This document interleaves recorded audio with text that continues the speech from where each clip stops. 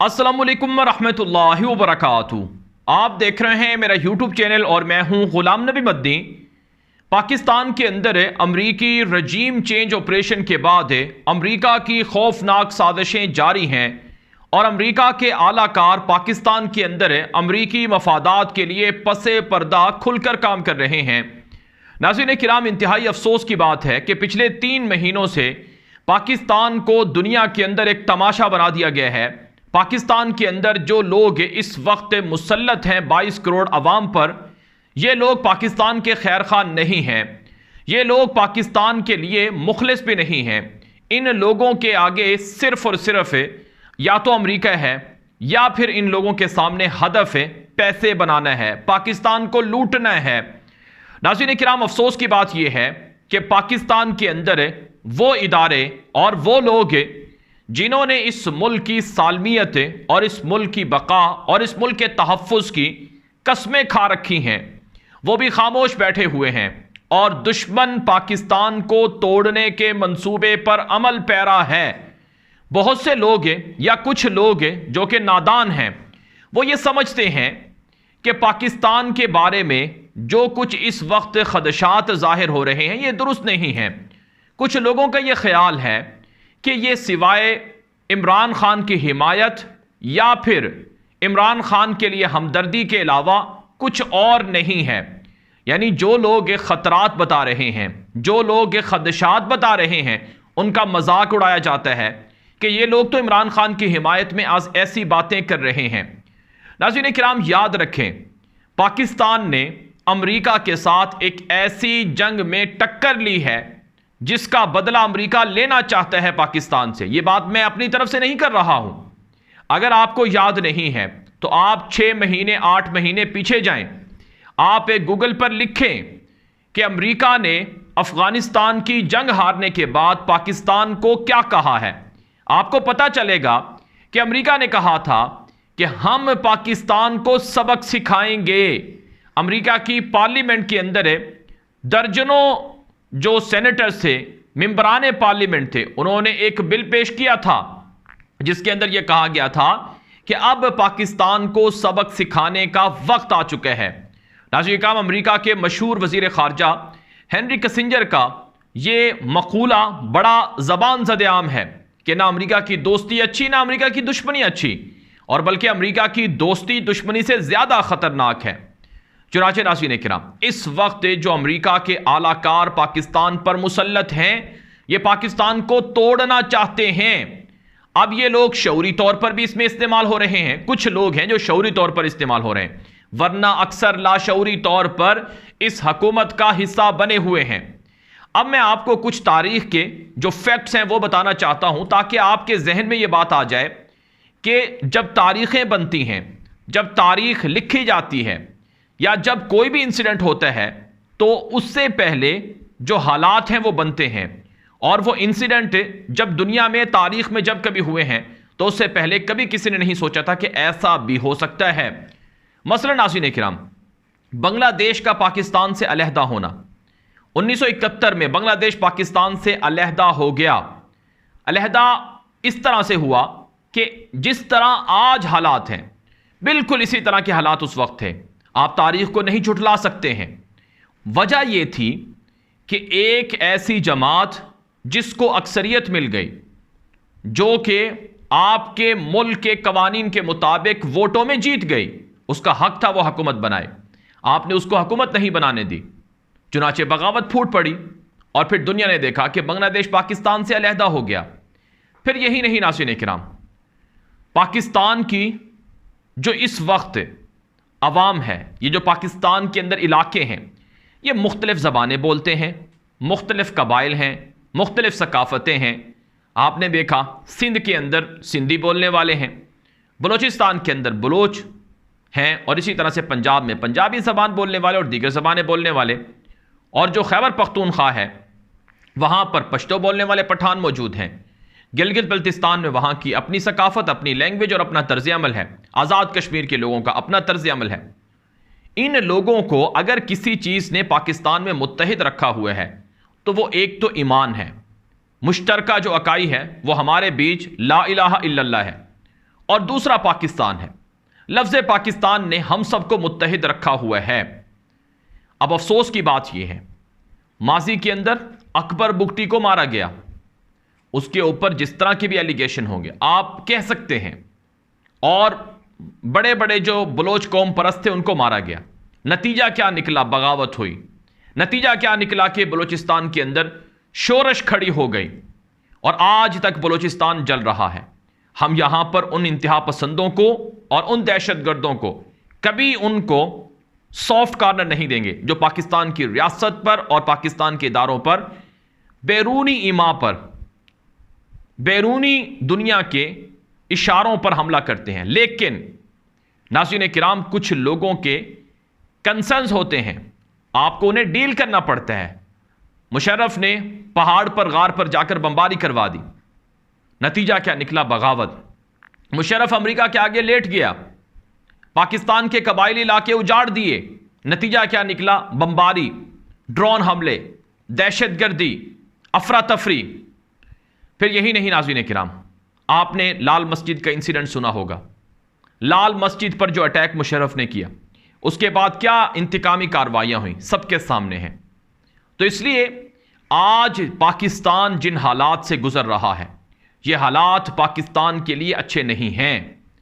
हमें अपने दिमागों को खोल कर सोचना होगा, बिलखुसूस उन लोगों को जो इमरान खान की मुखालफत में अपने दिमागों को बंद करके बैठे हुए हैं। उन्हें लाजमी ये बात सोचनी होगी।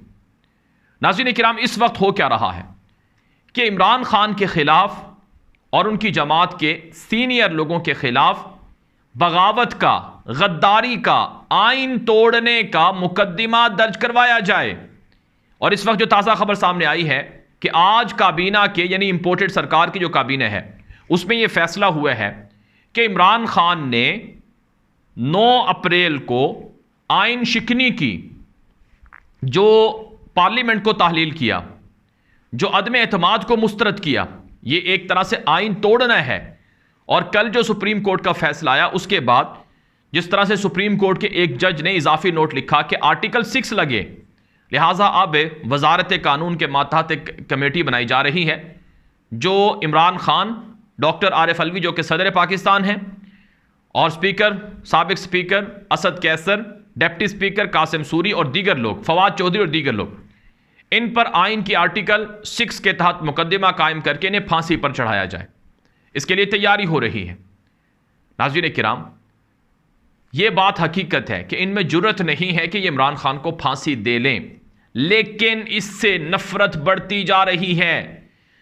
3 महीनों के अंदर पाकिस्तान के लोगों के दिलों में जो नफरत बढ़ी है, शायद 70 सालों में कभी बढ़ी हो। हमने तारीख के अंदर यही नफरत बंगालियों के दिलों के अंदर और सीनों के अंदर देखी थी, और यही नफरत जब मुशर्रफ ने पाकिस्तान के अड्डे दिए और पाकिस्तान के इलाकों पर बमबारी और ड्रोन अटैक हुए, तो उस वक्त उन लोगों के दिलों में हमने ये नफरत देखी थी। आज ये नफरत एक मर्तबा फिर भड़काई जा रही है। मैंने आपको शुरू में कहा कि अमेरिका का खौफनाक प्लान है पाकिस्तान तोड़ने का।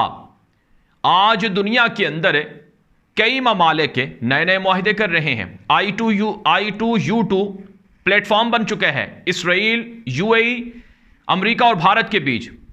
ब्रिक्स के अंदर दुनिया शामिल हो रही है। अभी मैंने रात रिपोर्ट पढ़ी है कि सऊदी अरब समेत, मिस्र समेत, UAE समेत दर्जनों ममालिक ब्रिक्स में शामिल हो रहे हैं और पाकिस्तान का कोई नामो निशान नहीं है। क्वाड नेशन में भारत है और पूरा ग्रुप है, और भारत सलामती कौंसिल का रुकन बन रहा है। हम कहां खड़े हुए हैं?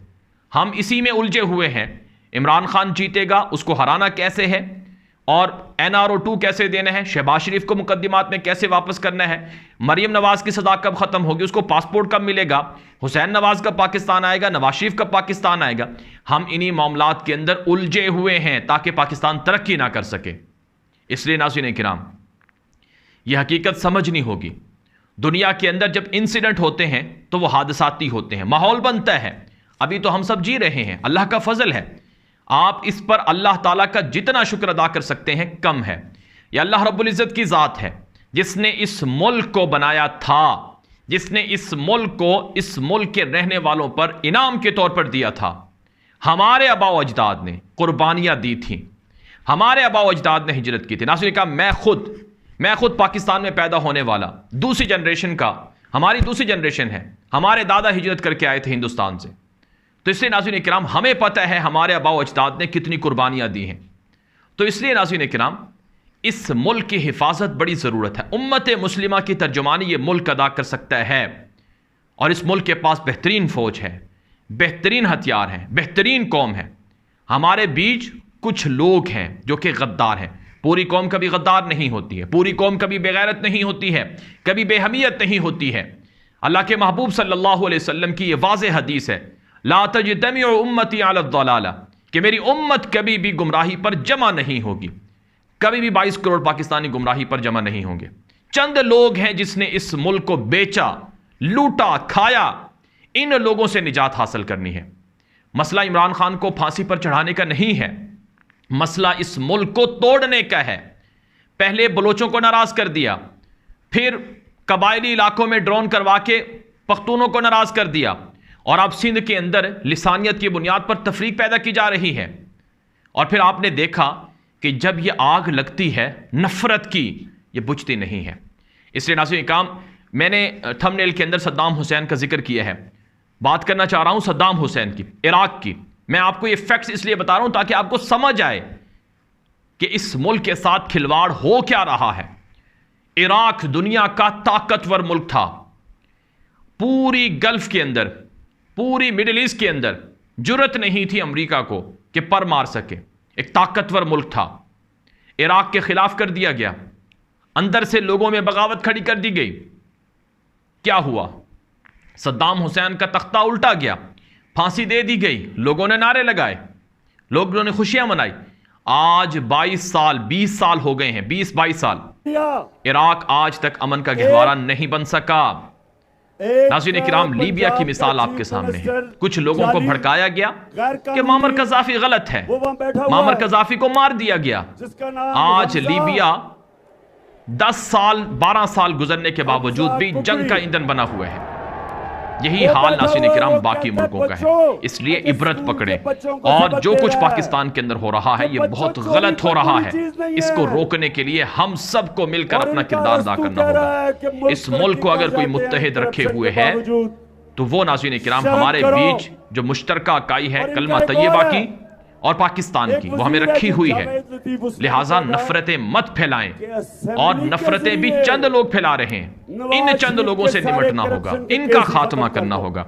इंशाअल्लाह पाकिस्तान तोड़ने वाले नाकाम होंगे। अमेरिका हो, इसराइल हो, भारत हो, या फिर कोई और दुश्मन हो, उनके ख्वाब इंशाअल्लाह कभी पूरे नहीं होंगे। यह खित्ता इस्लाम का खित्ता है, इस्लाम की सरजमीन है। यहां पर जो भी साजिशें करेगा उसे इबरत का निशाना बनना पड़ेगा। बहरहाल नाज़रीन किराम, एक तो आर्टिकल 6 के तहत जो ये इनकी कमेटी तश्कील हो रही है, ये साजिशें कर रही है। एक और जो खबर मैंने आपके सामने रखनी थी वो ये थी कि सोशल मीडिया सारिफीन के खिलाफ क्रैकडाउन का फैसला किया गया है। सहाफ़ियों पर पहले ही जुल्म हो रहा है, जबर हो रहा है, और अब इन्होंने फैसला किया है कि सोशल मीडिया पर बोलने वाले, लिखने वालों को पकड़ा जाए, मारा जाए, पीटा जाए। याद रखें, जुल्म करके आप किसी को दबा नहीं सकते। वक्ती तौर पर खामोश कर लेंगे, लेकिन आपको इसका बदला ज़रूर देना पड़ेगा। इसलिए इम्पोर्टेड सरकार को होश के नाखून लेने चाहिए। यह वीडियो दोस्तों के साथ नशर कर दें ताकि वो भी मालूमात हासिल कर सकें। मजीद खबरों के लिए मेरा यूट्यूब चैनल न्यूज़ की दुनिया और गुलाम नबी मदनी लाजमी फॉलो करें। अब तक के लिए इतना ही इजाज़त दीजिए। अस्सलामु अलैकुम वरहमतुल्लाहि वबरकातुहू।